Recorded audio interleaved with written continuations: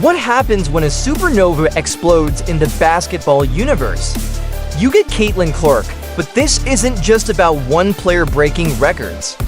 This is about a seismic shift in women's basketball, a collision of talent, legacy, and yes, even a little bit of controversy. Are we witnessing the birth of a new era, or are we getting caught up in the hype? And where does Angel Reese fit into all of this? We're diving deep, beyond the headlines, to uncover the real story behind the Caitlin Clark effect and what it means for the future of the WNBA. Get ready, because what you think you know is about to be challenged. To understand the Caitlin Clark phenomenon, you have to understand the ground she's standing on. So women's basketball legacy is built on the shoulders of giants, legends like Nancy Lieberman, Cheryl Miller, Lisa Leslie, and Diana Taurasi. These women weren't just great players. They were pioneers fighting for recognition and paving the way for future generations.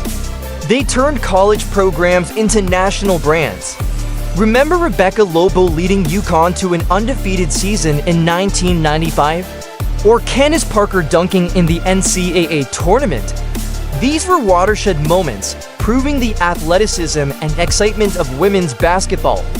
The WNBA, founded in 1996, aimed to capitalize on this growing interest. But the league faced challenges, inconsistent marketing, struggles for media attention, and a constant fight for legitimacy, but the seeds of change were sown. Clark has stepped into the WNBA, and now she's already named the most influential female athlete, cementing her status as the biggest name in sports, and Reese wasn't handling it well. Enter Caitlin Clark. Her college career was nothing short of legendary. Record-breaking scoring, dazzling passes, and a flair for the dramatic that captivated the nation. She didn't just break records, she obliterated them, leaving defenses bewildered and fans in awe. Her game is very reminiscent of a Steph Curry based on her range and shooting the three plus everything else she does. Let's be real, Clark's offensive firepower is undeniable. She's got Steph Curry range with a dash of Magic Johnson's court vision, but it's more than just stats.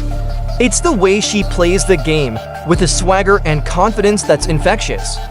This isn't just about scoring points, it's about inspiring a generation of young girls to pick up a basketball. But the real shockwave came when she entered the WNBA. Almost overnight, viewership soared, arenas sold out, and merchandise flew off the shelves. The Indiana Fever, a team mired in mediocrity, suddenly became must-see TV. Caitlin Clark is redefining the entire landscape of women's sports. Her presence alone boosts the WNBA attendance by 105%. Now, let's talk about Angel Reese. Reese, the brash, confident forward from LSU, emerged as Clark's foil. Their on-court battles in the NCAA tournament, fueled by intense competition and a memorable taunt, created a media frenzy. The narrative was set, a classic rivalry between two contrasting personalities. But is it really a rivalry, or is it a case of one player benefiting from the reflected spotlight of another? You shouldn't say Angel Reese is better than Caitlin Clark is saying Rodman was better than Michael Jordan, or Ben Wallace was better than Kobe, or even Andre Drummond was better than LeBron. The media loves a good rivalry. It sells tickets, generates clicks, and creates storylines. But sometimes these rivalries are manufactured. Look at Magic versus Bird. It was a genuine rivalry built on mutual respect and a desire to be the best. With Clark and Reese, there's definitely competition, but the dynamic feels different. It's like one player is focused on building a legacy, while the other is more concerned with building a brand. Here's where things get complicated. The WNBA, for years, has struggled to gain mainstream attention and financial stability. The rise of Clark has brought a massive influx of money and eyeballs to the league. But with that comes increased pressure, scrutiny, and debates about how the league should be marketed. Some argue that focusing too much on one player can overshadow others and perpetuate racial biases. Others believe that star power is essential for growth. The WNBA's merchandise sales exploded by 500% in her rookie season. Clark's rookie season alone generated a staggering $36 million for Indianapolis. Just one player did. That, and it's only the beginning. Experts predict that Clark's rise will increase women's basketball's overall value by $1.6 billion in the next 3 years. This is a delicate balancing act. You need stars to attract attention, but you also need to build a strong foundation for the entire league. Think about the NBA in the 80s. Magic and Bird brought in the fans, but the league also invested in developing other stars and improving the overall product. The WNBA needs to learn from that playbook. It's not enough to just rely on 1 or 2 players. You need to create a league where multiple stars can shine. We can't ignore the elephant in the room: race and gender.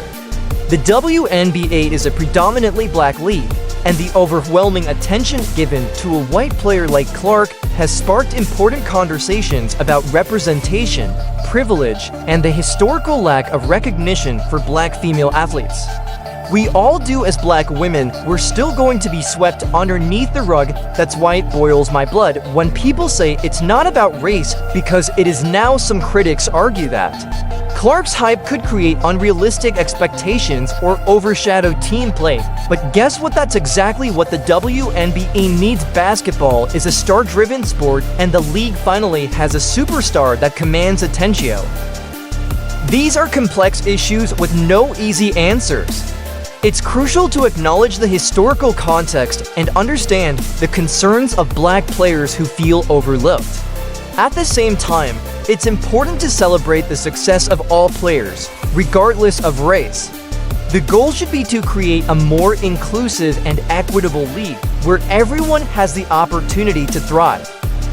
Let's delve into a compelling case study that illuminates the challenges and complexities of legacies, mental health, and the transition to professional sports. Chamique Holdsclaw.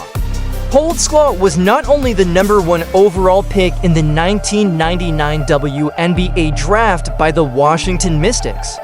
As a result, there was so much pressure for this star to do well, but this pressure also led to mental health issues like depression.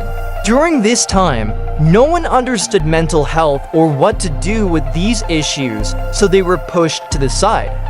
As a result of this, Holdsclaw's depression continued to worsen, causing her to drop out of the league and attempt suicide due to the pressure of living up to others' expectations. It's also important to note that many of the players from the past were only paid on average $10,000 per year when playing in the WNBA. What do you think? Is Caitlin Clark good for the WNBA?